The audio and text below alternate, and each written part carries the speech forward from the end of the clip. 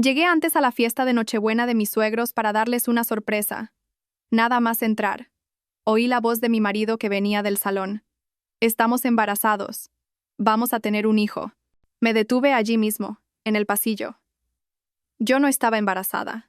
Miré hacia el salón y lo vi con el brazo alrededor de su exnovia. Todo el mundo aplaudía, celebraba, y todos los presentes lo sabían, menos yo. Pero no fue solo una traición, fue mucho peor que eso, porque en las semanas siguientes descubrí que mi vida entera había sido una mentira planeada hasta el más mínimo detalle, y ellos no sabían con quién se estaban metiendo. Solía creer que conocer a alguien de toda la vida significaba conocerlo de verdad, que una historia en común era sinónimo de confianza y que la familia era para siempre. Estaba equivocada en todo. Me llamo Alicia. Tengo 28 años y soy gerente de proyectos en una empresa tecnológica en Madrid. Mi vida, vista desde fuera, parecía perfecta. Un piso bonito, un matrimonio estable, una carrera en ascenso. La gente me envidiaba. Pensaban que lo tenía todo, pero no tenían ni idea de por lo que había pasado para llegar hasta aquí. No sabían el precio que había pagado por esa aparente estabilidad. Mi vida cambió la noche de Nochebuena del año pasado. Fue cuando la venda de los ojos finalmente se me cayó. La traición llevaba ahí años, justo delante de mis narices. Simplemente no era capaz de verla. Déjame retroceder un poco. Necesito que entiendas cómo llegué a ese momento. Conozco a Javier desde que nací.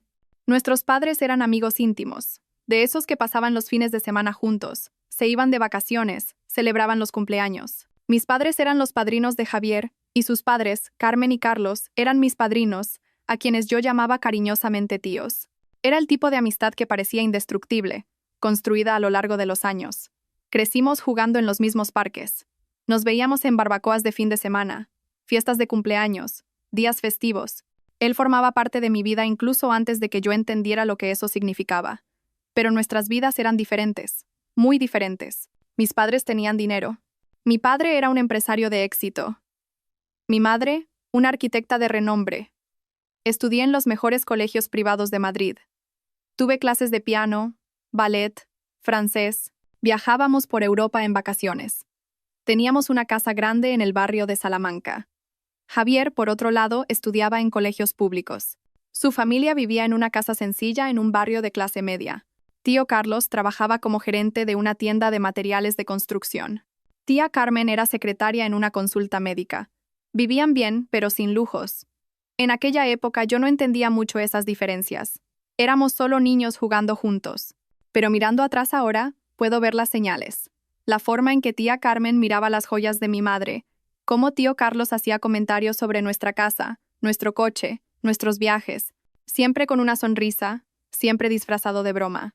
Pero había algo ahí, una punzada de amargura que yo era demasiado joven para reconocer. Cuando tenía 16 años, mis padres tuvieron un accidente de coche. Fue una noche lluviosa de octubre. Volvían de una cena de aniversario y un camión perdió el control en la autopista. No voy a fingir que tengo palabras para describir aquel periodo. No las tengo. Aún hoy, 12 años después, hay una parte de mí que sigue paralizada en el momento exacto en que la policía llamó al timbre a las 2 de la madrugada. Después del funeral, tía Carmen y tío Carlos se mudaron a mi casa. Vinieron a vivir conmigo para cuidarme, para que no me quedara sola. Yo era menor de edad, huérfana, completamente perdida. Me acogieron, fueron amables, se aseguraron de decirme que siempre tendría una familia. En ese momento, aquello me salvó, o al menos eso pensé. Administraron la herencia de mis padres hasta que cumplí los 21 años. Cuando alcancé la mayoría de edad, descubrí que mis padres me habían dejado un patrimonio considerable. 4 pisos y la casa donde vivíamos, todos completamente pagados. Mis padres habían invertido bien, habían planeado el futuro que nunca vivieron conmigo. Tía Carmen y tío Carlos me ayudaron con toda la documentación, me explicaron cada detalle, fueron pacientes con mis dudas. Cuando cumplí 21 y técnicamente podía hacerme cargo de todo sola, me preguntaron si podían seguir viviendo en la casa conmigo. Dijeron que sería mejor para todos si seguíamos juntos. No lo pensé 2 veces. Eran prácticamente mi familia. Me habían cuidado en los peores años de mi vida. Dejar que se quedaran era lo mínimo que podía hacer. Generosidad, gratitud, ingenuidad. 3 palabras que definen perfectamente cómo era yo en aquella época. Javier y yo empezamos a salir cuando yo tenía 21 años. Fue natural, todo el mundo lo esperaba. Sois perfectos el uno para el otro, decían. Habéis crecido juntos. Es como si fuera el destino. Él era atento, cariñoso, parecía entenderme. Conocía mi historia, mis dolores, mis miedos. O al menos eso creí. 2 años después, nos casamos. Tía Carmen me ayudó a organizarlo todo. Elegimos el vestido juntas. Me acompañó a las pruebas. Dio su opinión sobre las flores, la decoración, las invitaciones. A tu madre le encantaría estar aquí haciendo esto contigo, me dijo varias veces con lágrimas en los ojos. Y yo creí que de verdad echaba de menos a mi madre, que estaba ocupando ese lugar por amor. El día de la boda, fue tío Carlos quien me llevó al altar. Me cogió del brazo, me miró con esa sonrisa paternal y dijo, tu padre estaría muy orgulloso de ti hoy. Lloré. Pensé que aquello era bonito, que era amor de familia. Y lo permití porque confiaba. Porque creía que era amor de verdad. Javier y yo nos mudamos a uno de los pisos que había heredado. Javier dijo que quería que construyéramos nuestra vida juntos, que no necesitábamos una casa grande al principio. Tenía sentido. Yo trabajaba mucho, estaba centrada en mi carrera. Él había empezado a trabajar como trader, operando desde casa, invirtiendo en acciones y criptomonedas. Al menos, eso es lo que yo creía que hacía. Los otros 3 pisos estaban alquilados. Javier se ofreció a encargarse de todo. Ya trabajas mucho. Déjame administrar los inmuebles. Así puedes centrarte en tu carrera y yo me ocupo de esta parte. Parecía un acuerdo justo. Me enviaba informes mensuales, decía que estaba reinvirtiendo los beneficios, multiplicando nuestro patrimonio. Nunca lo cuestioné. Confiaba plenamente. Al fin y al cabo, ¿por qué iba a desconfiar? Era mi marido, había crecido conmigo. Sus padres eran mis padrinos, vivían en mi casa. Éramos una familia. 2 semanas antes de Navidad, Javier llegó a casa con un documento. Era un poder notarial preparado por un abogado que trabajaba con su familia. Es solo para facilitar las cosas, cariño, me explicó, sonriendo de esa manera que siempre me tranquilizaba. Así puedo renovar los contratos de alquiler sin tener que molestarte en el trabajo, resolver asuntos bancarios, cuestiones del registro. Tú te quedas libre para centrarte solo en tu trabajo. Cogí el documento y lo hojeé rápidamente. La jerga legal siempre me daba dolor de cabeza. Lo leeré con calma más tarde, respondí. Vi algo cruzar por su rostro. Fue rápido, casi imperceptible. Una contracción en la mandíbula, un brillo diferente en sus ojos. Pero enseguida volvió a sonreír. Claro, sin problema, cuando tengas tiempo. Guardé el poder en un cajón del despacho y sinceramente casi me olvidé de él. El trabajo era un caos. La empresa tenía un gran proyecto que cerrar antes de fin de año, y yo coordinaba a todo el equipo. La fiesta de Navidad de la empresa estaba programada para la tarde del 24 de diciembre. Empezaba a las 18 y yo había quedado con Javier en que me iría sobre las 22 para ir a casa de sus padres, donde se celebraría la tradicional cena de Nochebuena de la familia. Siempre era así. Cada Nochebuena, la casa que había pertenecido a mis padres se llenaba de parientes de los padres de Javier, amigos, gente que apenas conocía. Yo siempre iba, siempre sonreía, siempre agradecía que me incluyeran, porque todavía creía que era una suerte tener esa familia. Esa noche, la fiesta de la empresa estaba un poco aburrida. Conversaciones repetitivas, música demasiado alta, gente borracha hablando de sus propósitos para el año siguiente. Sobre las 20, decidí irme antes y darle una sorpresa a Javier, llegar antes de lo acordado, ayudar con los preparativos finales. Conduje hasta la casa, escuchando villancicos en la radio. Hacía frío, caía una ligera llovizna. Las calles estaban decoradas, con luces parpadeando en todas las ventanas. Esa atmósfera de felicidad forzada, que siempre trae la Navidad. Cuando aparqué frente a la casa, me di cuenta de que estaba llena. Coches por todas partes, luces encendidas en todas las habitaciones, música y risas que llegaban hasta la calle. La fiesta ya estaba en pleno apogeo. Entré por la puerta principal sin llamar. Colgué el abrigo en el recibidor y me dirigí hacia el salón. Las voces se hacían más fuertes a medida que me acercaba. Creo que había unas 20 personas riendo, celebrando. Y entonces oí la voz de Javier desde el salón, clara y radiante. Mariela está embarazada. Vamos a tener un hijo. El mundo se detuvo. Me quedé allí, en el pasillo, parcialmente oculta por la pared. Nadie me había visto llegar. Desde mi ángulo podía ver todo el salón. Javier estaba en el centro de la estancia, con el brazo alrededor de Mariela. Mariela era una amiga suya del instituto, su exnovia de la adolescencia. Habían salido durante años antes de que Javier y yo empezáramos. Y allí estaba ella, sonriendo con una mano sobre el vientre, recibiendo abrazos y besos de todos. Tía Carmen lloraba de alegría. Tío Carlos aplaudía. Gritaba, ¡brindis! Amigos de la familia los felicitaban. Decían cosas sobre lo guapo que sería el bebé. Sentí que las piernas me flaqueaban. Me apoyé en la pared para no caerme. Alguien entre la multitud gritó. Pero, ¿y Alicia? ¿Ya lo sabe? El silencio que siguió duró apenas 3 segundos, pero pareció una eternidad. Javier esbozó una sonrisa algo forzada. Todavía no. Necesito resolver algunas cosas antes, unos documentos, pero se lo contaré en el momento adecuado. Así que nadie de aquí le diga nada cuando llegue. Todos se rieron. Mi corazón se desbocó. ¿Documentos? ¿Se refería al poder notarial?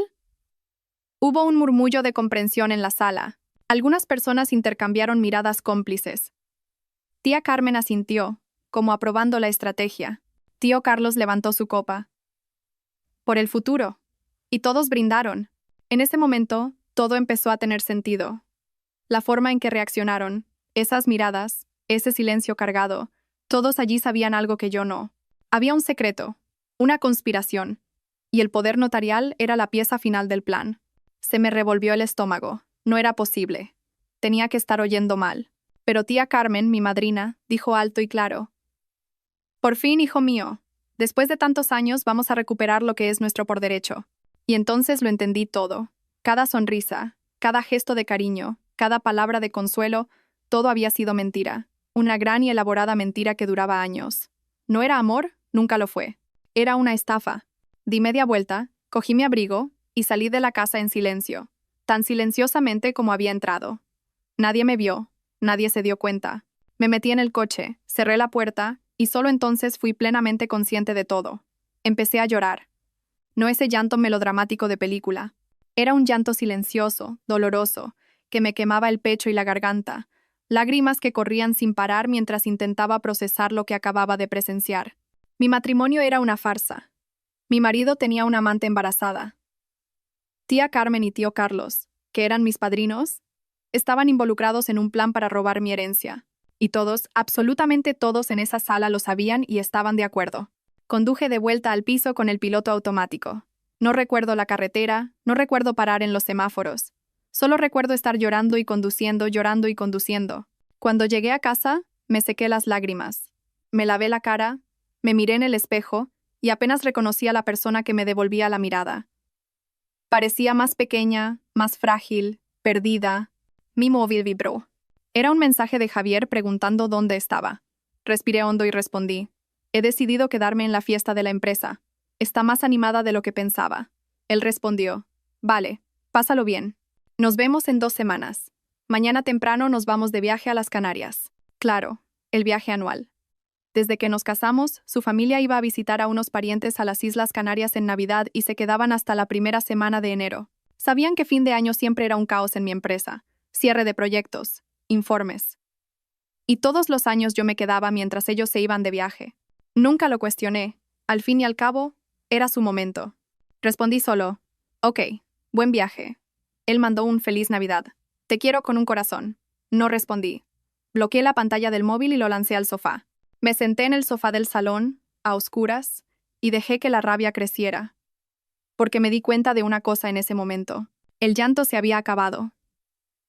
Ya no había espacio para el dolor, la tristeza o las lágrimas.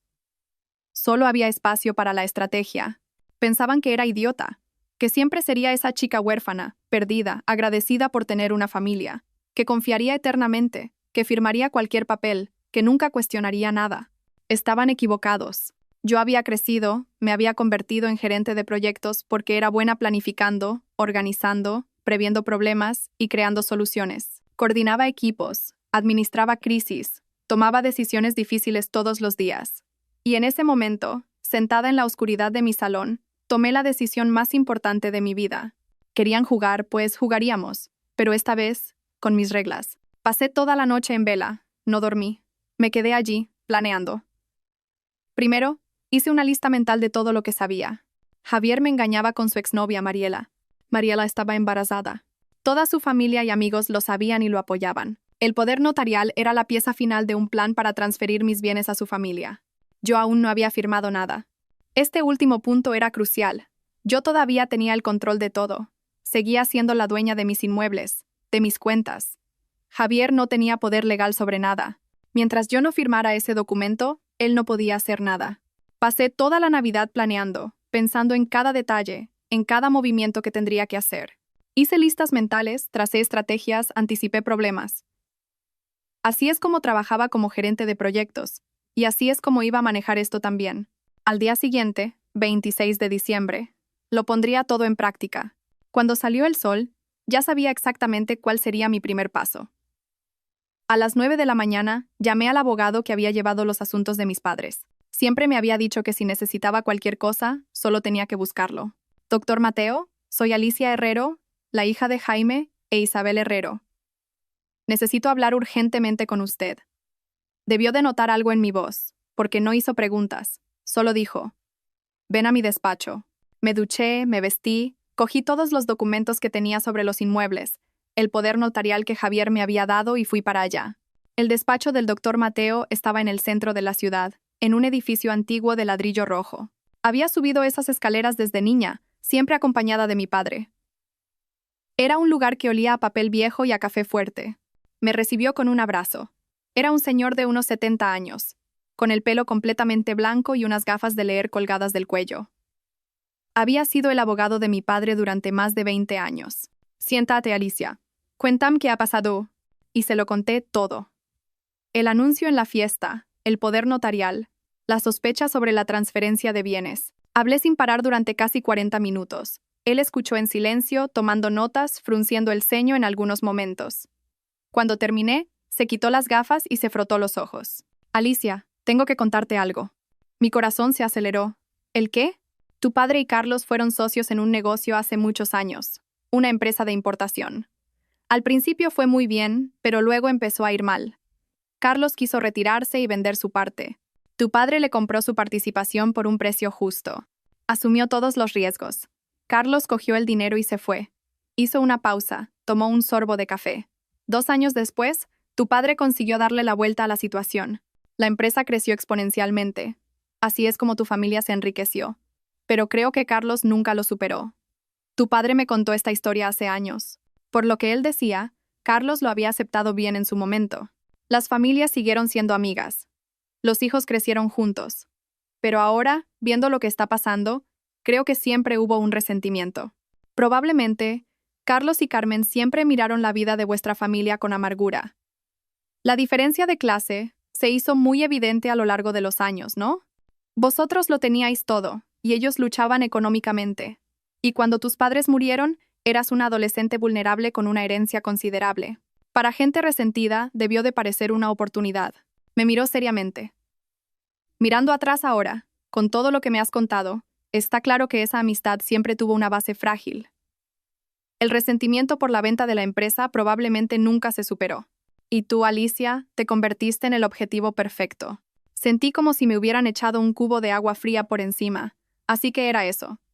El resentimiento siempre había estado ahí, oculto, y yo nunca me di cuenta. Nadie se dio cuenta, Alicia. Tu padre, desde luego, no sospechaba nada. O habría tomado precauciones. Cerré los ojos. Mis padres nunca imaginaron que esa amistad escondía tanta envidia, tanta codicia. Y ahora yo estaba pagando el precio de la ingenuidad de todos nosotros. ¿Y este poder notarial? Pregunté, empujando el documento sobre la mesa. El doctor Mateo se puso las gafas y lo leyó atentamente. Tardó casi 15 minutos, pasó páginas, releyó fragmentos, hizo anotaciones. Finalmente dejó el papel sobre la mesa y me miró con seriedad. Esto le da a Javier plenos poderes sobre absolutamente todo lo que es tuyo. Podría vender los inmuebles, transferirlos, crear hipotecas, solicitar préstamos a tu nombre, todo. Con este documento firmado, perderías el control total de tu patrimonio. Sentí que la rabia volvía a crecer. Y si ya lo hubiera firmado, sería muy difícil de revertir. Llevaría años de procesos judiciales y aún así no habría garantías. El mejor escenario sería que consiguieras probar coacción o fraude, pero eso es extremadamente complicado en casos conyugales. ¿Y los inmuebles? Si nos divorciamos, ¿tiene derecho a la mitad? El doctor Mateo sonrió por primera vez desde que había llegado. No. Todo lo que heredaste son bienes privativos. Según la ley, las herencias recibidas antes o durante el matrimonio no entran en la sociedad de gananciales. Si te divorcias hoy, Javier no se lleva nada, absolutamente nada. A no ser que tú voluntariamente transfieras los bienes a su nombre. Por eso el poder notarial, murmuré. Exactamente. Era la única forma legal que tenían de conseguir lo que querían. Abrí la carpeta que había traído y puse todos los contratos de alquiler sobre la mesa. Necesito que revise esto. Javier administra mis inmuebles desde hace años. Dice que reinvierte el dinero, pero nunca he visto comprobantes reales. Quiero saber a dónde está yendo ese dinero. El doctor Mateo pasó las siguientes 2 horas analizando cada documento, cada contrato, cada extracto bancario que tenía. Hizo llamadas, verificó registros, cruzó información. Cuando terminó, su expresión era sombría. Alicia, siento mucho decirte esto, pero el dinero de los alquileres se está ingresando en cuentas personales de Javier, no en cuentas conjuntas o de empresa. Se está apropiando de toda la renta de tus inmuebles. Respiré hondo. Ya me lo esperaba, pero escuchar la confirmación aún dolía. Y hay más, continuó. Uno de los pisos no tiene ningún comprobante de pago de alquiler. Hay un contrato, pero no hay registros de transacciones financieras. Alguien vive allí gratis. Mariela, respondí, su amante. El doctor Mateo asintió. Muy probablemente. Me quedé en silencio un momento procesándolo todo. ¿Qué hago ahora? Primero, no firmes ese poder notarial bajo ninguna circunstancia. Segundo, retoma el control de tus inmuebles. Tercero, si realmente quieres llegar al fondo, podemos contratar a un detective privado y descubrir a dónde ha ido ese dinero. Vamos a contratar un detective. Lo quiero todo documentado, quiero pruebas, y quiero librarme de ellos. Él sonrió. Era una sonrisa triste, pero tenía un destello de orgullo. Tu padre estaría muy orgulloso de la mujer en la que te has convertido. En los días siguientes actué rápido y en silencio. Siguiendo las instrucciones del doctor Mateo, contraté una inmobiliaria de confianza para que asumiera la administración de mis pisos. Firmé contratos, otorgué poderes específicos y limitados muy diferentes de ese poder general que Javier quería, e instruí que se notificara a todos los inquilinos de inmediato. A partir de enero, todos los alquileres debían pagarse directamente a la inmobiliaria. Se emitirían nuevos contratos. Tenían una semana para firmar. De lo contrario, se iniciaría un proceso de desahucio. También llamé a una empresa de seguridad e instalé cámaras discretas por toda la casa. Pequeñas, casi invisibles, estratégicamente situadas en el salón, la cocina, el despacho y la terraza. Todas con audio, todas conectadas a una aplicación en mi móvil para reunir más pruebas contra ellos. Javier volvió del viaje el 6 de enero. Yo estaba en casa cuando llegó, rodeado de maletas. ¿Qué tal, cariño? ¿Cómo pasaste el fin de año?, preguntó, dándome un beso en la mejilla, como si no pasara nada. Como si no hubiera pasado casi 2 semanas con su amante embarazada y la familia que conspiraba contra mí. Tranquilo, trabajé bastante, adelanté algunos proyectos, mentí. ¿Tuviste tiempo de echar un vistazo a aquello? Ahí estaba, la pregunta que sabía que vendría. Sonreí. Ah, sí. En realidad, cariño, ya no tienes que preocuparte por eso. Ya lo he resuelto todo. Vi cómo cambiaba su expresión. ¿Cómo que lo has resuelto? He contratado a una inmobiliaria para que se encargue de los pisos.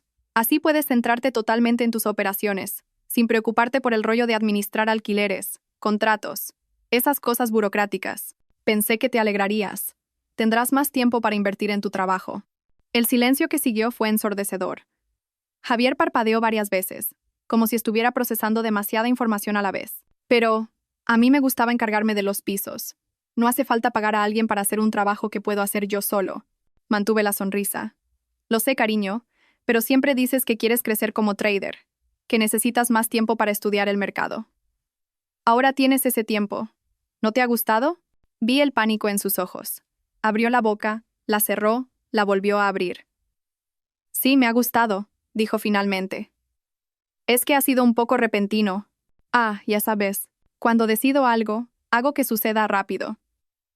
Sabía que te iba a gustar la sorpresa, cariño. No respondió. Solo forzó una sonrisa.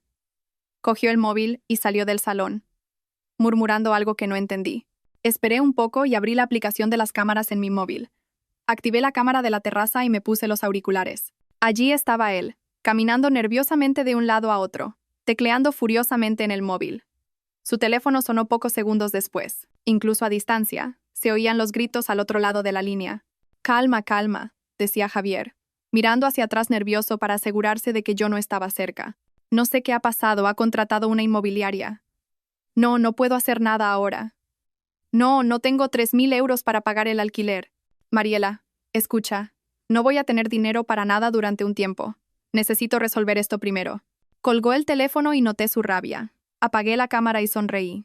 Su desesperación era casi palpable, pero aún no había terminado. Esa noche, durante la cena, comenté como si nada. Me ha llamado mi jefe hace un rato. Tengo que hacer un viaje de última hora a Japón. Un proyecto importante. Necesitan que alguien vaya a cerrar el contrato en persona. Estaré fuera toda la semana. ¿Cuándo te vas?, preguntó Javier, intentando parecer desinteresado, pero con los ojos muy atentos. El vuelo está programado para las 2 de la mañana. Saldré de casa sobre las 23 más o menos. Perdona el aviso de última hora, ya sabes cómo es este trabajo. No pasa nada, respondió demasiado rápido. Pensé que pasaríamos un tiempo juntos, pero si es por trabajo, tienes que ir. Después de la cena fui al vestidor y cogí mi joyero para guardarlo en la caja fuerte. Fue entonces cuando me di cuenta. Faltaban joyas, varias de ellas. Un collar de perlas que era de mi abuela, unos pendientes de diamantes que mis padres me habían regalado por mi 15º cumpleaños, una pulsera de oro con colgantes de piedras preciosas de mi madre, un collar de zafiros que mi padre le regaló a mi madre en un aniversario. Sentí que me hervía la sangre. No bastaba con robar mis ingresos. Había robado los recuerdos de mi familia, pero no tenía tiempo para lidiar con eso ahora. Entré en el despacho, abrí la caja fuerte donde guardaba todos los documentos importantes y cambié la combinación. Guardé las joyas que quedaban, las cerré y salí. Preparé una maleta y me despedí de Javier con un beso en la mejilla. Solo por fastidiar, cogí disimuladamente las llaves de su coche de la mesita del recibidor. Las metí en mi bolso y salí de casa. No fui al aeropuerto. Fui a un hotel en el centro de la ciudad. Reservé una suite cómoda, subí a la habitación y finalmente respiré hondo. Estaba sola, segura y con el control total de la situación. 1 hora después de salir de casa, mi móvil sonó. ¿Sabes dónde están las llaves de mi coche? Fingí sorpresa. No sé, amor. ¿Pero para qué quieres las llaves a estas horas? Por nada. Solo me he dado cuenta de que no estaban aquí en la mesita. Lo interrumpí. Quizás se han caído detrás del mueble. ¿Has buscado bien? Oí un suspiro de irritación al otro lado. Voy a echar un vistazo. Buen viaje. Te quiero. Colgué e inmediatamente abrí la aplicación de las cámaras. La visión de Javier revolviendo toda la casa, buscando las llaves que estaban guardadas en mi bolso, era casi cómica. Miraba debajo del sofá, rebuscaba en cajones, incluso se agachó para mirar debajo de los muebles. Después de 15 minutos de búsqueda frustrada, cogió el móvil, tecleó algo rápidamente y se tiró en el sofá del salón con la expresión de quien acaba de darse cuenta de que ha perdido completamente el control. Sonreí sola en la habitación del hotel, pero la noche aún no había terminado. Media hora después, mi móvil me notificó que había alguien en la puerta de casa. Activé la cámara y vi a 3 personas entrando en el piso. Tío Carlos, tía Carmen y Mariela. Se sentaron a la mesa de la cocina. Javier parecía destrozado, con los hombros caídos y el rostro pálido. Tía Carmen estaba visiblemente irritada, con los brazos cruzados y expresión dura. Tío Carlos tamborileaba con los dedos en la mesa, impaciente. Subí el volumen del audio al máximo y me conecté los auriculares. «Cuenta bien qué está pasando», exigió tía Carmen, con voz cortante. Javier se pasó la mano por la cara, cansado. Ha contratado una inmobiliaria para administrar los pisos. Todos los inquilinos han recibido una notificación. A partir de este mes, los alquileres van directos a la inmobiliaria. Contratos nuevos, todo oficial. Ya no tengo acceso a nada. ¿Y el piso de Mariela?, preguntó tío Carlos. También ha recibido la notificación. Contrato nuevo en 1 semana o desahucio. Mariela se llevó una mano protectora al vientre. Javier, no tengo dinero para pagar el alquiler. Lo sabes. Lo sé, respondió Javier con voz derrotada. Tendrás que vivir con mis padres por ahora, hasta que resuelva esta situación. ¿Resolver cómo?, escupió prácticamente tío Carlos. Has perdido el control de todo. Años de planificación, años cuidando a esa chica, y lo dejas escapar en el último momento. Yo no lo he dejado escapar, replicó Javier levantando la voz. Es ella la que se ha vuelto lista de repente. Nunca ha cuestionado nada en 5 años de matrimonio, y de la nada decide contratar una inmobiliaria. ¿Porque te precipitaste con ese estúpido poder notarial?, dijo tía Carmen señalándolo con el dedo. Deberías haber esperado más, ganarte más su confianza. ¿Más confianza? La conozco desde que nació. Si eso no es confianza suficiente, no sé qué lo es. Claramente no lo fue, murmuró tío Carlos. Hubo un silencio tenso. Mariela jugueteaba nerviosamente con el collar que llevaba mi collar de zafiros, frotando el colgante entre sus dedos. ¿Y ahora qué?, preguntó con voz débil. ¿Qué hacemos? Javier suspiró. Voy a intentar convencerla de que firme el poder. Es la única forma de revertir esto. Con el poder puedo deshacer el contrato con la inmobiliaria, retomar el control. ¿Pero qué le vas a decir para que lo firme?, preguntó tío Carlos. No sé. Necesito hablar con ella cuando vuelva de Japón. Tía Carmen se inclinó hacia adelante, con las manos sobre la mesa. Javier, escúchame bien. No hemos cuidado de esa niña todos estos años para no conseguir nada al final. ¿Entendido? No aguanté a esa cría llorando por sus padres muertos de gratis. Tu padre y yo no hicimos tanto sacrificio para que ahora salga mal. Se me revolvió el estómago. La forma en que hablaba de mí, como si fuera una carga, una inversión que tenía que dar beneficios. Lo sé, mamá, dijo Javier cansado. ¿Lo sabes? ¿De verdad lo sabes? Se unió tío Carlos a su mujer. Esa empresa debería haber sido nuestra también. La mitad de ese dinero, la mitad de esos pisos, todo debería ser nuestro. Pero su padre se volvió avaricioso y compró mi parte cuando la empresa iba mal. Se quedó con todos los beneficios cuando mejoró. Nos engañó y luego se murió, dejándoselo todo a esa niña mimada. Tía Carmen se movió en la silla y continuó. Ella creció en los mejores colegios, tuvo todo lo que quiso. Nunca ha trabajado un día duro en su vida. Nosotros, mientras tanto, currando. Tu padre en esa tienda miserable, yo en esa consulta, viéndolos de lejos con esa vida de lujo que también debería haber sido nuestra. Tío Carlos asintió. De acuerdo. Por eso, cuando murieron, fue nuestra oportunidad. Nuestra oportunidad de corregir esa injusticia. Cuidar de la niña, ganarnos su confianza, y cuando cumpliera 21, estar tan cerca que nos viera como su familia. Y funcionó. Nos dejó vivir en su casa, confió en ti para administrar los pisos, se casó contigo. Todo era perfecto, hasta que tú lo estropeaste todo, completó tía Carmen, mirando a Javier con desprecio. Yo no he estropeado nada, Javier golpeó la mesa. El plan era esperar a que firmara el poder, pasarlo todo a mi nombre y entonces pedirle el divorcio. Y listo, se acabó. Cada uno por su lado. Pero no lo firmó. Aún no, pero lo hará, dijo Javier. ¿Cómo estás tan seguro?, dudó tío Carlos. Javier vaciló. Yo creo que sí. Encontraré la manera. Ella confía en mí. Confiaba, corrigió tía Carmen. Después de esta historia de la inmobiliaria, no sé yo. Parece que sospecha algo. Se quedaron en silencio unos momentos. Yo seguía allí, en la habitación del hotel, con el corazón acelerado, grabando cada segundo de esa conversación. ¿Y nosotros?, preguntó Mariela. Has dicho que ya no tienes los alquileres. ¿Cómo me vas a mantener? ¿Mantener al bebé? Javier se pasó la mano por el pelo, frustrado. No lo sé, Mariela, no lo sé. El dinero que tenía ahorrado lo usé para pagar el viaje y el resto lo perdí en las apuestas. ¿Lo perdiste?, casi gritó tía Carmen. Javier, prometiste que lo dejarías. No sabía que me quedaría sin cobrar los alquileres este mes. Si lo hubiera sabido, no lo habría apostado todo. Eres un niñato idiota, dijo tío Carlos sin rodeos. Un capullo. ¿Y ahora cómo vamos a pagar las facturas de este mes? Voy a arreglarlo, insistió Javier, pero su voz carecía de convicción. Mariela empezó a llorar. Prometiste que no tendría que preocuparme por el dinero. Dejé mi trabajo, me peleé con mis padres, me fui de casa. Prometiste que cuidarías de mí, que tendríamos una buena vida, que el bebé lo tendría todo. Y ahora me dices que no tienes dinero, que lo has perdido todo en apuestas. Mariela, por favor. No, se levantó de la silla. No me puedo creer que haya sido tan idiota. Todos estos años siendo la otra, escondida, esperando. ¿Y para qué? ¿Para acabar embarazada, sin casa, dependiendo de la caridad de tus padres? Cálmate, Mariela, dijo tía Carmen, pero sin mucha simpatía. Vamos a resolver esto, y cuando consigamos el dinero, todos nos beneficiaremos. Tú, el bebé, todos. Pero tienes que tener paciencia. ¿Paciencia? Mariela rió sin humor. Estoy embarazada de 4 meses, Carmen. En 5 meses tendré un bebé. No tengo tiempo para tener paciencia. Pues deberías haberlo pensado antes de quedarte embarazada, replicó tía Carmen con frialdad. ¿Nunca has oído hablar de los anticonceptivos o los preservativos? El silencio que siguió estaba cargado de tensión. Finalmente, tío Carlos lo rompió. Necesitamos un nuevo plan. Si Alicia no va a firmar el poder por las buenas, tendremos que forzarla de alguna manera. ¿Forzarla cómo?, preguntó Javier. No sé. Chantaje, amenaza, algo que la deje sin opción. ¿Chantaje con qué?, preguntó Mariela. No tiene nada que ocultar. Su vida es perfecta, limpia, correcta. Todo el mundo tiene algo, murmuró tío Carlos.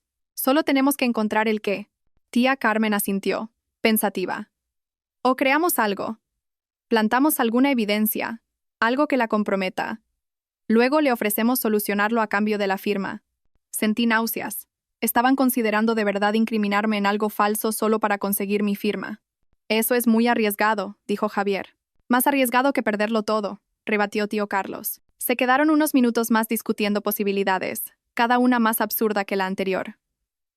Finalmente, decidieron pensarlo mejor y volver a reunirse en unos días. Cuando por fin se fueron, eran casi las 3 de la mañana. Apagué la cámara con las manos temblorosas. No era solo una estafa financiera, no era solo una traición, era una conspiración que duraba más de una década. Desde la muerte de mis padres, quizás incluso antes, lo habían planeado todo. Cada gesto de cariño, cada palabra de consuelo, cada momento de familia, todo había sido calculado, medido, ejecutado con precisión. Y yo me lo había creído todo. Cuando dieron las 7 de la mañana, cogí el teléfono y llamé al doctor Mateo. Respondió al tercer tono. Voz somnolienta, pero se puso alerta al reconocer mi voz. Alicia, ¿qué ha pasado? Lo tengo todo grabado, la confesión completa. Han admitido que el matrimonio fue una estafa desde el principio, que me cuidaron solo para tener acceso a la herencia y que ahora están planeando chantajearme o incriminarme para forzarme a firmar el poder. Hubo un silencio al otro lado. ¿Estás a salvo? Sí, estoy en un hotel. No saben dónde estoy. Mándame las grabaciones ahora mismo y ven por la tarde a mi despacho. Vamos a acabar con esto de una vez por todas. A las 2 de la tarde, estaba en el despacho del doctor Mateo. Ya había visto las grabaciones principales. Su rostro estaba serio, la mandíbula tensa. Alicia, esto es mucho peor de lo que imaginábamos. Empezó, abriendo una carpeta gruesa sobre la mesa. Pero también es mucho mejor para tu caso. ¿Cómo? El detective que contraté ha finalizado la investigación. Tenemos pruebas concretas de todo. Giró el portátil hacia mí. Los alquileres desviados a la cuenta personal de Javier desde hace 5 años. Extractos bancarios que muestran gastos excesivos en apuestas online, casinos, webs de juego. Javier es un ludópata. Se me revolvió el estómago, pero no era una sorpresa. Lo había descubierto la noche anterior. Hay más, continuó, abriendo otra pestaña. Los viajes a las Canarias eran todo mentira. El detective consiguió los registros de las reservas de vuelos y hoteles a su nombre. Todos los años, los 4 se iban a un resort de lujo. Javier, Mariela, tío Carlos y tía Carmen.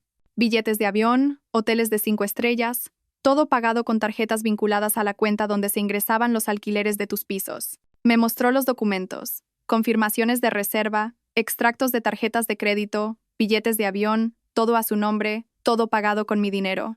Las fechas coincidían perfectamente, entre el 25 de diciembre y el 6 de enero de cada uno de los últimos 5 años. Mientras yo me quedaba en Madrid trabajando, creyendo que visitaban a parientes en las Canarias, ellos estaban divirtiendo por ahí con mi dinero.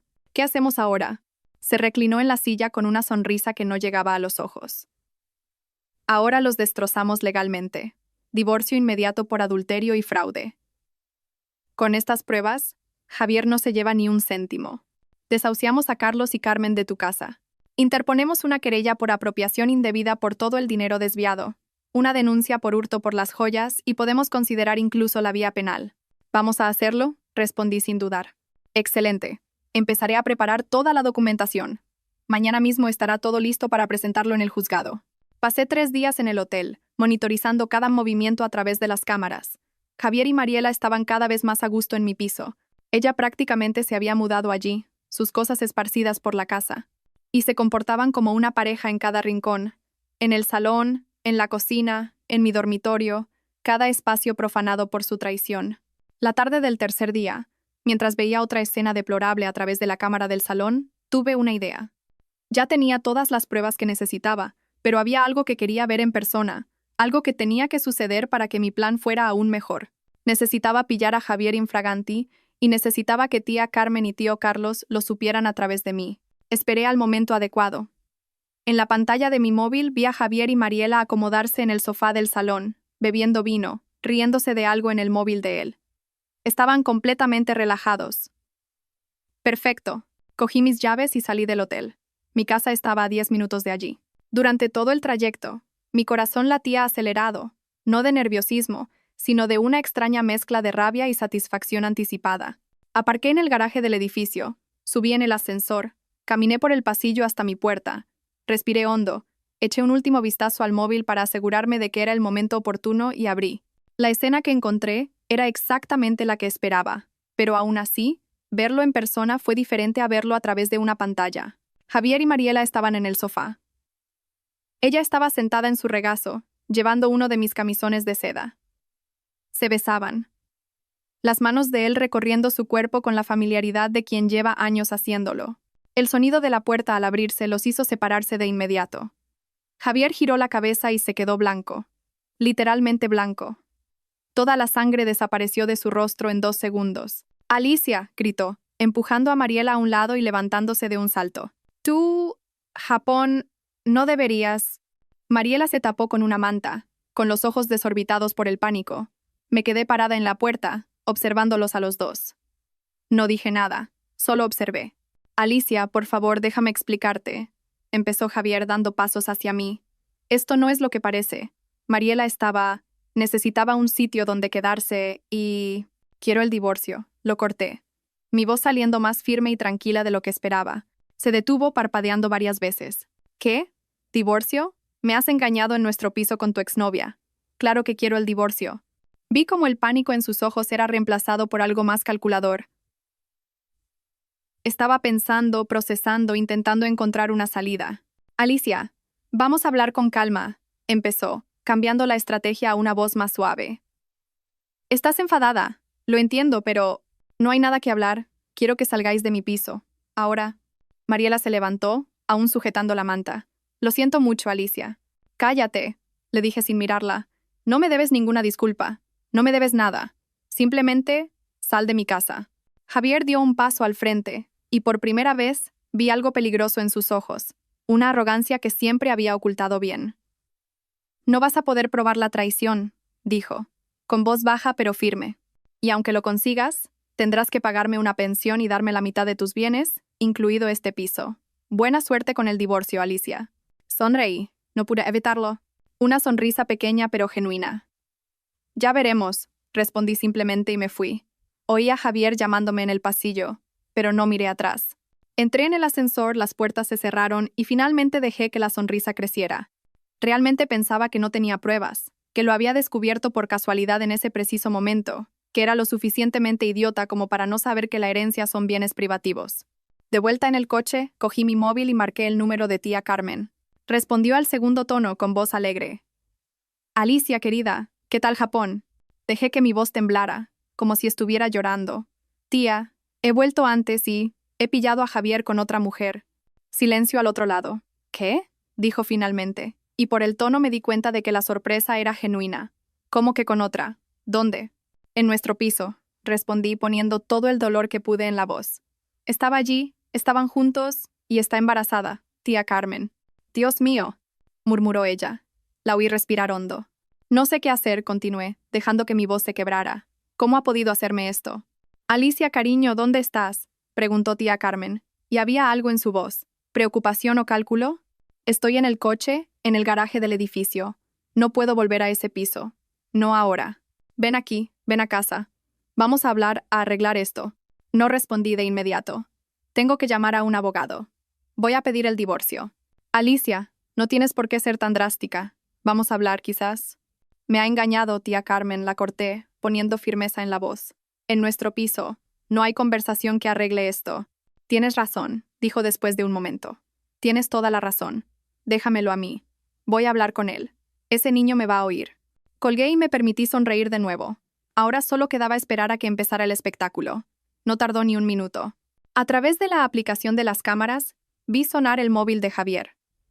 Miró la pantalla y su rostro se volvió aún más pálido. «Es mi madre», le dijo a Mariela, que estaba recogiendo sus cosas esparcidas por la casa. Contestó e inmediatamente apartó el teléfono de la oreja. Incluso a través de la cámara se oía a tía Carmen gritar. «¿Eres tonto o te lo haces?». Javier intentó responder, pero ella no le dejó. «¿Cómo has dejado que te pille en el piso con Mariela? No eres capaz de pensar con la cabeza de arriba ni 5 segundos». «Mamá, calma, puedo explicarlo». «¿Explicar? ¿Explicar qué?» «Años, Javier. Años de planificación. Años cuidando a esa chica, ganándonos su confianza, construyéndolo todo ladrillo a ladrillo, y tú lo estropeas todo porque no puedes mantenerte los pantalones puestos? Nunca había oído a tía Carmen gritar así. La máscara de mujer educada y amable se había caído por completo. Voy a arreglarlo, intentó decir Javier, pero su voz era débil. ¿Arreglarlo? ¿Cómo lo vas a arreglar? Va a pedir el divorcio. Ya ha dicho que va a pedir el divorcio. No tiene pruebas. No podrá probar el adulterio. Te ha pillado en el piso con tu amante embarazada, imbécil. ¿Qué prueba más clara quieres? Oí la voz de tío Carlos. Tía Carmen debió de poner el altavoz porque su voz se oyó con claridad. Eres un idiota, dijo tío Carlos con una calma gélida que era peor que los gritos de su mujer. Un completo y absoluto idiota. Confiamos en ti. Te dimos una única tarea, casarte con ella, ganarte su confianza, hacer que firmara el poder, y no has sido capaz ni de eso. Lo intenté, no quiso firmar, pero la haré desistir del divorcio, insistió Javier, y había desesperación en su voz. Voy a hablar con ella, me disculparé yo... ¿Cómo?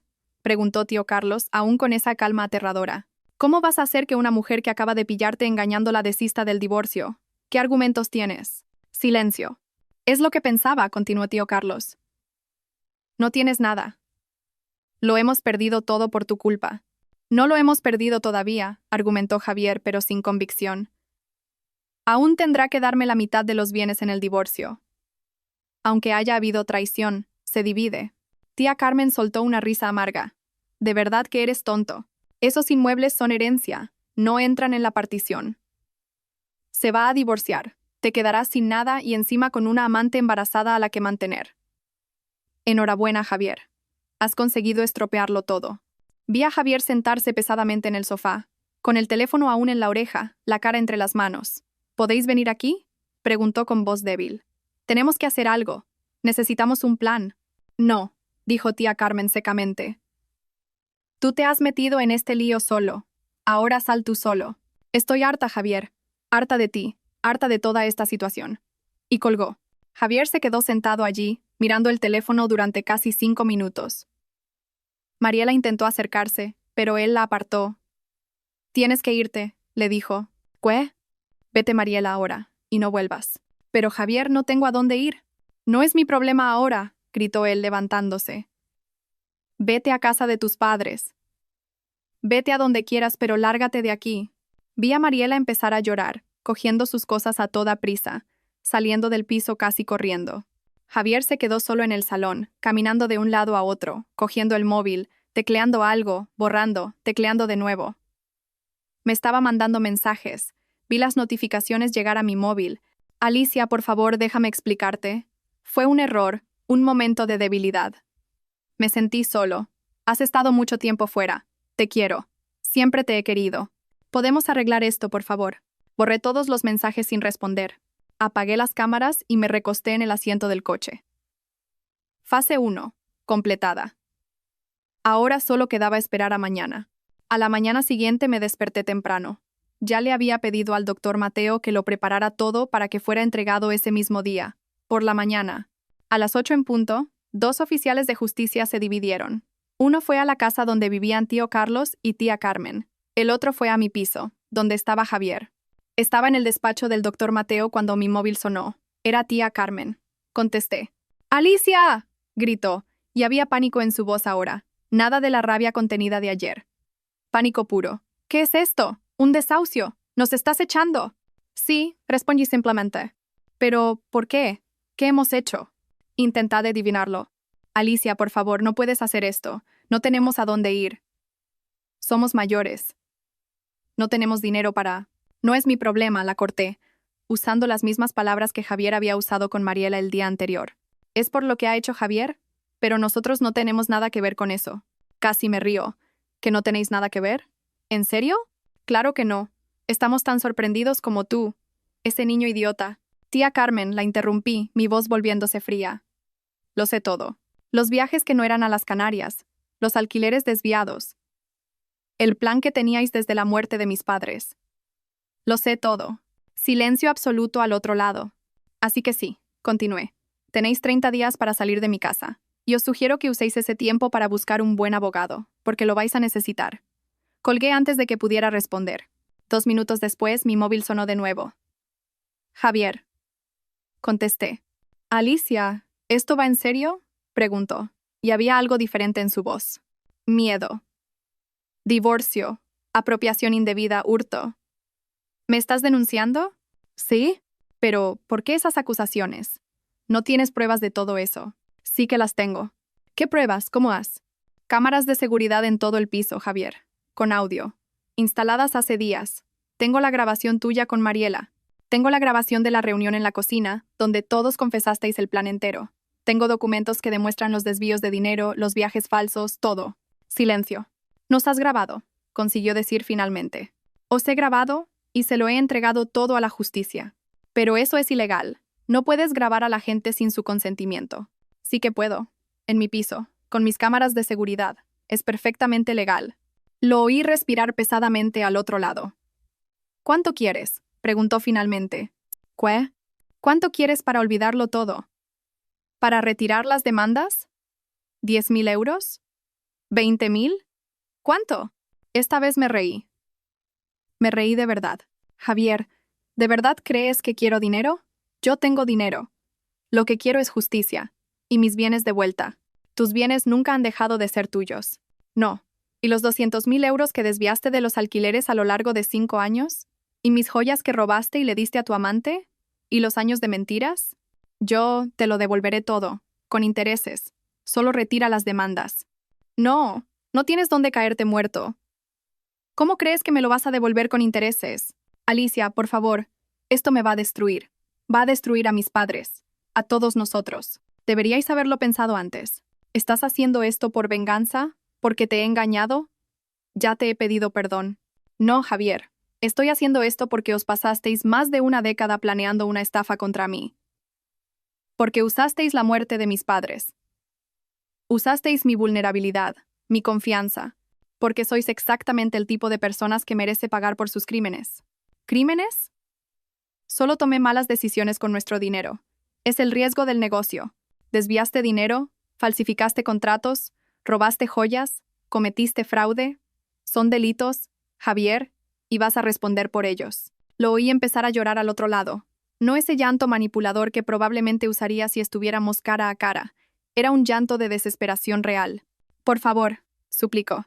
Voy a perderlo todo. No tendré nada. Bienvenido al club, respondí fríamente. Tú también ibas a dejarme sin nada. La diferencia es que yo fui más lista y lo descubrí antes. Lo oí tragar saliva al otro lado. Mis padres, empezó, pero la voz le falló. Mis padres me van a matar. Me van a matar por haber dejado que esto pasara. No es mi problema. ¿No lo entiendes? Su voz se volvió desesperada. Me van a culpar de todo. Dirán que estropeé su plan, que fui tonto, descuidado. ¿Y no lo fuiste? Lo corté. Fuiste tonto y descuidado. Te dejaste pillar con tu amante. No sabía que ibas a volver antes. No hablo solo de ese día, Javier. También hablo de la Nochebuena, cuando anunciaste el embarazo de Mariela a toda la sala, cuando tus padres hablaron de conseguir por fin los inmuebles que creían tener por derecho, cuando todos brindasteis por el futuro. Silencio absoluto al otro lado. ¿Estabas allí? Su voz salió en un hilo. Pues sí, también llegué antes de la fiesta de la empresa. Lo oí todo, lo vi todo, y me fui antes de que nadie se diera cuenta. Pero me mandaste un mensaje después diciendo que estabas en la fiesta de la empresa, porque necesitaba tiempo, Javier. Tiempo para procesar, tiempo para planificar, tiempo para reunir pruebas. Pensasteis que sería eternamente idiota, eternamente agradecida, eternamente ciega, y os dejé creerlo mientras me preparaba. Otro silencio, más largo, pesado. Entonces, desde Navidad, murmuró, como si estuviera procesándolo. Lo sabías desde Navidad. El viaje a Japón, las cámaras, todo fue planeado. Sí, pero os destruisteis vosotros solos. Yo solo estoy asegurándome de que paguéis las consecuencias. Y colgué. Miré al doctor Mateo, que había seguido toda la conversación. ¿Cómo te sientes?, preguntó. Pensé por un momento. Libre, respondí finalmente. Me siento libre. Él sonrió. Tu padre estaría orgulloso. Tardó 2 meses en resolverse todo. El divorcio fue rápido porque Javier no tenía cómo luchar. Con todas esas pruebas, su abogado básicamente le suplicó que lo firmara todo sin oponerse. Es la única salida, oí decir al tipo en el pasillo del juzgado. Vi a Javier firmar los papeles. Le temblaba tanto la mano que el bolígrafo casi se le cae. No pudo mirarme a los ojos ni una vez. Salí de allí oficialmente divorciada, oficialmente dueña de todo lo que siempre fue mío. La condena por apropiación indebida llegó poco después. 260.000 euros a devolver. Aparte de las joyas. El juez determinó un embargo del 30% de su salario. Solo que Javier nunca había tenido un salario, nunca había trabajado de verdad en su vida.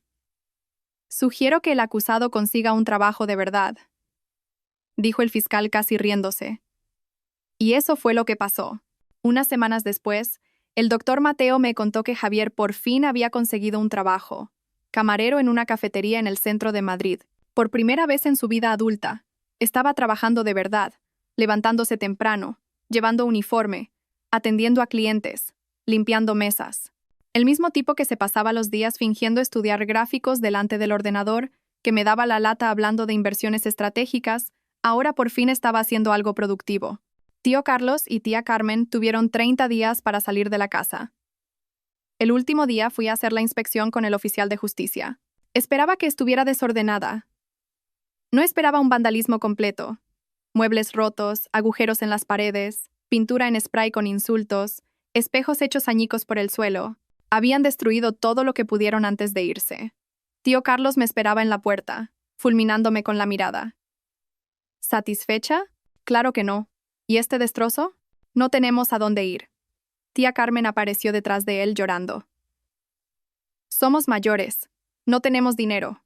Nos lo has quitado todo. He quitado lo que siempre fue mío. Vosotros sois los que os pasasteis años fingiendo que era vuestro. Tu padre nos robó. Tío Carlos dio un paso hacia mí, pero el oficial se interpuso. Ese dinero era nuestro. Mi padre os compró vuestra parte. Elegisteis salir. No fue culpa suya que os rindierais demasiado pronto.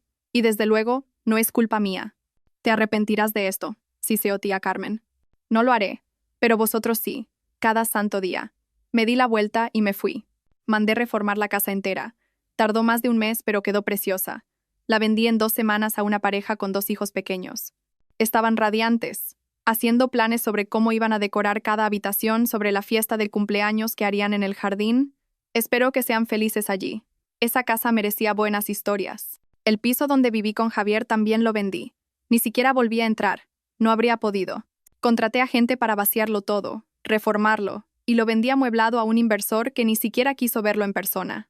De los 5 inmuebles que heredé, me quedé solo con los 3 pisos que siempre habían estado alquilados.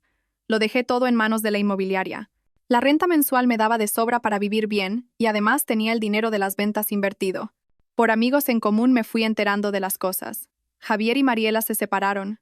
Ella nunca le perdonó que la echara esa noche embarazada sin un lugar a donde ir. La humillación, la desesperación, la frialdad con la que la mandó a la calle. Todo eso mató lo que fuera que existiera entre ellos. Mariela hizo las paces con sus padres y volvió a su casa. La recibieron con los brazos abiertos, felices de tener a su hija de vuelta y al nieto que estaba por llegar, incluso en las circunstancias más difíciles. Javier, por otro lado, estaba completamente solo. Había cortado la relación con sus padres después de todo lo que pasó. Las acusaciones, los gritos, las ofensas que se intercambiaron cuando se dieron cuenta de que lo habían perdido todo, no tenían vuelta atrás. Carlos y Carmen ni siquiera llegaron a conocer a su nieto. Él alquiló una habitación en un piso compartido en un barrio malo.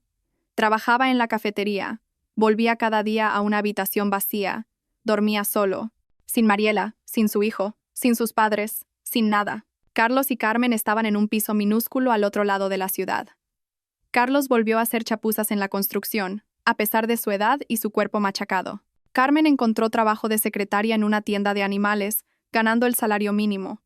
La familia, que lo había planeado todo tan cuidadosamente, se había hecho añicos, separados, solos, amargados, cada uno culpando al otro del desastre que habían creado. 3 meses después del divorcio, hice las maletas y me fui de Madrid. Ya no tenía motivos para quedarme allí. Elegí Valencia porque estaba lo suficientemente cerca como para no ser dramático, pero lo suficientemente lejos como para ser un verdadero nuevo comienzo. Compré una casita con 2 habitaciones y un jardín delantero. Nada lujoso, nada exagerado. Pinté las paredes de los colores que me gustaban. Colgué fotos de mis padres. Planté rosas en el jardín porque a mi madre le encantaban las rosas, y hortensias porque mi padre decía que eran las más bonitas. Levantarme temprano y cuidar del jardín se convirtió en mi rutina preferida. Regar, podar, ver las cosas crecer. Una metáfora un poco obvia, lo sé, pero me calmaba. Poco a poco fui conociendo gente. La vecina que hace unas galletas increíbles y siempre aparece con una hornada cuando se da cuenta de que estoy en casa, el dueño de la cafetería de la esquina que ya se sabe mi pedido de memoria, un grupo que se reúne para caminar por el parque todas las mañanas, gente que me conoció como Alicia, la que se mudó de Madrid y le gusta la jardinería. No como Alicia, la que casi fue destruida por quienes decían ser su familia. Era bueno ser solo yo misma, sin peso, sin explicaciones. Dejé mi trabajo en Madrid. En la empresa se disgustaron. Me ofrecieron un aumento, un ascenso, cualquier cosa para que me quedara. Pero necesitaba distancia. De todo. Seguí trabajando como consultora para ellos. Pero ahora a distancia, proyectos puntuales. Cuando yo quería, como yo quería. Nada que me consumiera. Viajé bastante. Francia, Italia, Japón esta vez de verdad, conociendo los lugares, probando la gastronomía de cada país, haciendo fotos. El doctor Mateo me llama todos los meses, siempre el mismo día, a la misma hora. Me cuenta tonterías de su despacho, me pregunta cómo estoy. A veces me pone al día sobre algún asunto legal. Javier ha intentado recurrir el embargo de nuevo, me contó el otro día. El juez se lo ha denegado. Es la 5ª vez ya. Nos reímos. Es la persona más cercana a una familia que tengo hoy. Y aún así, hay una parte de mí que no se abre completamente con él, que mantiene esa distancia segura. Ya han pasado 3 años desde aquella Nochebuena. Me despierto cada día en mi casa en Valencia. Hago café, me siento en la terraza mirando el jardín. Las rosas están preciosas, las hortensias también. No he salido con nadie en serio en estos 3 años. He salido con algunas personas, he tenido cenas agradables, conversaciones buenas, pero nada pasaba de 3 o 4 citas. El mes pasado, un chico muy majo, hermano de un amigo del grupo de caminata, intentó cogerme de la mano. Habíamos salido ya 3 veces. Iba bien. Me aparté sin pensar. Puro instinto. Lo siento, le dije. Aún no estoy preparada. Fue súper comprensivo. Sin presión, vamos a tu ritmo. 2 semanas después dejó de llamarme. No lo culpo. Nadie quiere estar esperando a alguien que quizás nunca esté preparada. Y sabes, quizás nunca lo esté. Porque cuando te pasas años creyendo que tienes una familia, confiando con los ojos cerrados, y descubres que todo fue una mentira gigante desde el primer día, algo se rompe dentro de ti. Ahora miro a todo el mundo un poco de reojo, buscando el truco, la mentira, la segunda intención. Es agotador, es solitario, pero me mantiene a salvo. A veces me pregunto si es justo conmigo misma, con la gente que se cruza en mi camino, llevar este trauma como una armadura contra todo el mundo. Pero entonces recuerdo haber confiado ciegamente, no haber dudado nunca, y el precio que casi pagué. Y entonces pienso, vale, quizás sea solitario, pero es seguro. Y después de todo, la seguridad vale más. Lo que he aprendido es que estar sola no significa estar vacía. Me lleno con otras cosas. Los libros que leo en la terraza, los viajes que hago, el jardín que planto, la casa que decoro a mi gusto, los amigos que he elegido tener cerca, aunque siempre a esa distancia prudente. Esta mañana, tomando café en la terraza con un pájaro cantando en el árbol del jardín, me he dado cuenta de una cosa. Soy feliz. No de la manera que imaginaba cuando era más joven. Sin marido, sin hijos, sin esa vida de anuncio de margarina. Pero soy feliz a mi manera, a mi tiempo, en mis términos. Quizás algún día confíe en alguien de nuevo, quizás no. Y no pasa nada si ese día nunca llega, porque la verdadera herencia que mis padres me dejaron no fue el dinero ni los inmuebles. Fue la capacidad de levantarme siempre, sin importar cuántas veces me derriben. Y esa, nadie me la quita. Termino el café, miro las flores, siento la brisa y sonrío, porque hoy elijo seguir adelante, y eso es suficiente. Y eso es todo, gente. Esta ha sido mi historia. Gracias por haberos quedado aquí conmigo hasta el final. Si esta historia te ha tocado de alguna forma, deja tu like aquí abajo. Eso ayuda mucho al canal a crecer y a llegar a más personas que necesitan oír historias así. Suscríbete al canal también y activa la campanita, porque hay muchas más historias en camino. Y cuéntame aquí en los comentarios, ¿habrías hecho algo diferente? ¿Habrías confrontado antes? ¿O esperarías al momento adecuado como hice yo? Leo todos los comentarios. Un beso enorme en vuestro corazón y hasta el próximo video.